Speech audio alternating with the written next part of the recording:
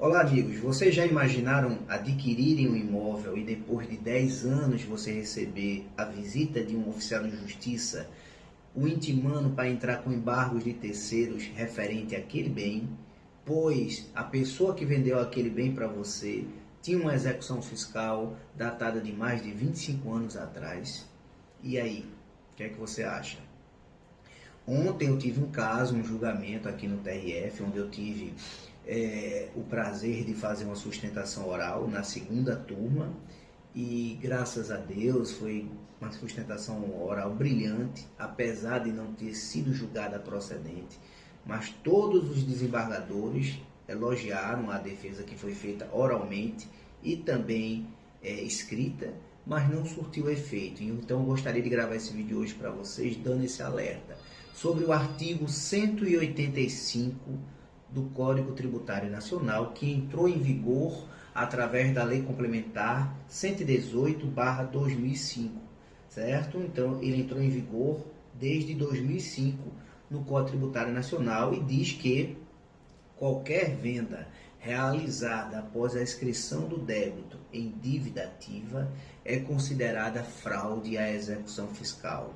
Inclusive, essa hipótese é considerada, tem caráter absoluto, de acordo com o próprio STJ, que proferiu um julgamento em regime de recurso repetitivo, ou seja, que serve de paradigma para todos os casos do Brasil envolvendo a matéria, falando que essa presunção é juris et de juris, ou seja, não admite prova em contrário.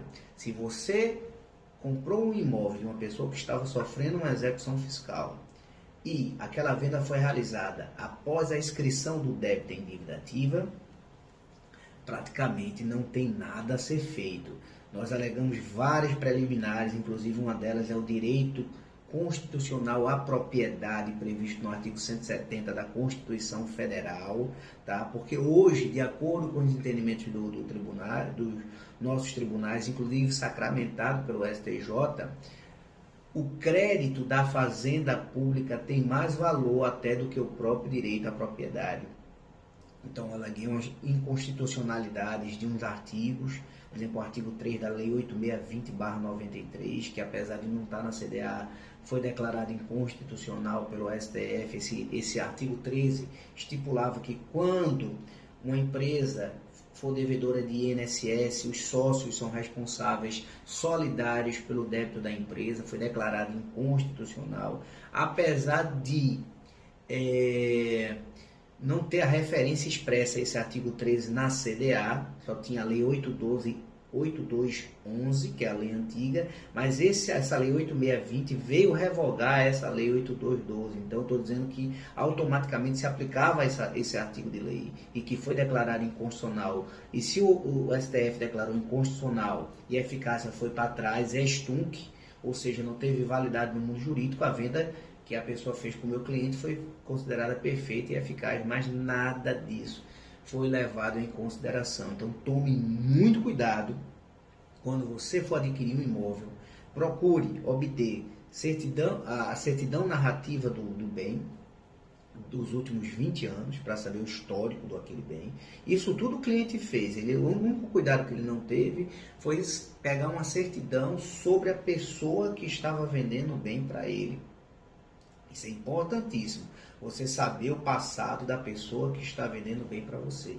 Então, uma certidão de 20 anos narrativa do imóvel, uma certidão de IPTU, porque o débito de IPTU é próprio terreno, ou seja, um débito da própria coisa, acompanha o bem, não importa que foi vendido 10 vezes, é débito do bem e não tem nem prerrogativa de bem de família, porque é uma exceção à lei do bem de família, inclusive na própria lei do bem de família diz isso.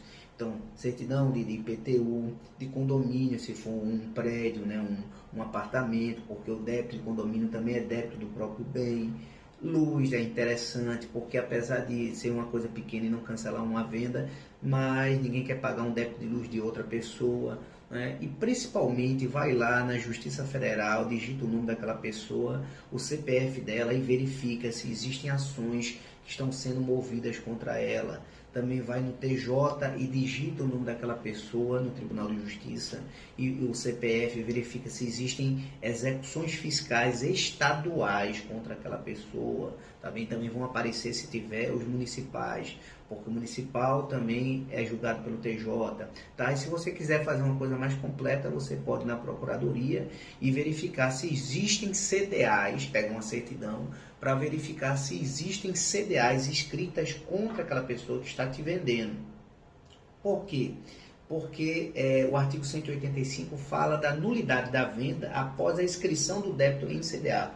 Não fala na propositura da execução fiscal, então não precisa nem entrar com a execução fiscal. Escreveu em CDA, vendeu após a inscrição em CDA, é nulo. Tá? É claro que para declarar nulidade teria que ter uma ordem judicial, então teria que a fazenda provocar o judiciário para declarar aquela nulidade, mas isso acontece muito facilmente, tá certo, pessoal? Então essas seriam as dicas que eu gostaria de deixar aqui para vocês hoje. Tomem muito cuidado, porque em uma execução fiscal, como a Lei 6830 é toda profísco, tá? Praticamente você tem que saber lidar com passo a passo, tá? Inclusive tem muita coisa que eu posso fazer com relação a esse julgamento ainda, e tudo isso eu falo para vocês no meu curso, que será lançado aqui no dia 9/2, como se tornar um especialista em execução fiscal, baseado inclusive no livro que eu tenho também a respeito da matéria, que é este aqui, ó, como se tornar um especialista em execução fiscal, um curso excelente, somadas as horas de estudo, mas os principais vídeos que eu tenho nas redes sociais sobre a matéria, são mais de 20 horas de vídeo, com 7 petições prontas para você já ter a segurança envolvendo PIS, COFINS, Imposto de Renda, Contribuição Social, INSS, várias petições prontas para você já ter segurança para ganhar dinheiro defendendo seu cliente em execuções fiscais, que é um nicho muito promissor do direito. Então, é isso. Espero que tenham gostado do vídeo e até o nosso próximo encontro. Fiquem todos com Deus.